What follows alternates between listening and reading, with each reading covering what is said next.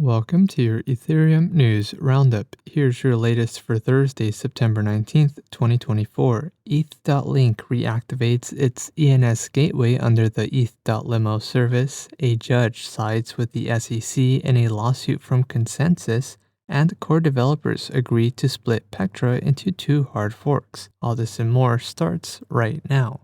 The Eth.link ENS gateway, which enables users to access their .eth ENS domains over HTTPS, is now live under the Eth.limo service. The reactivation follows years of ownership disputes after the domain expired in 2022.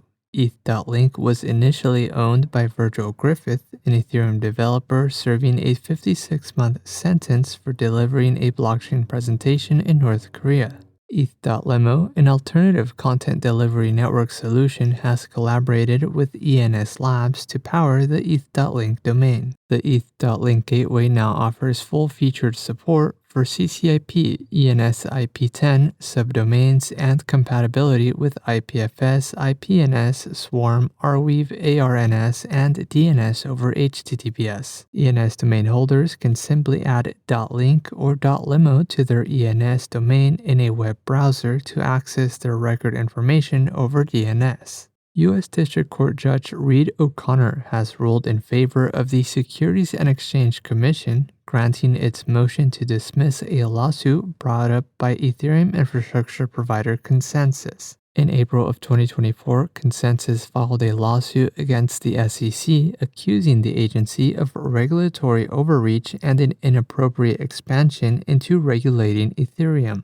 Over the past year and a half, Consensus has faced multiple disruptions from the SEC. The SEC first issued subpoenas to Consensus in 2023, followed by a Wells notice this year. Most recently, the SEC filed a lawsuit against Consensus related to its MetaMask swaps and MetaMask staking services. And lastly, Ethereum core developers agreed to split the upcoming Pectra upgrade into two separate hard forks.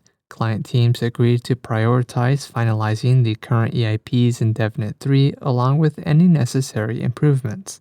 Core developer Alex Stokes mentioned that the scope for the second fork, named Pectra B, will be determined at a later stage. The split is intended to expedite the upgrade process, avoiding the delays associated with a single large fork. Pectra as a single fork would mark the largest hard fork in Ethereum's history, incorporating 20 EIPs. DevNet 3, which went live earlier this week, includes 8 of those EIPs.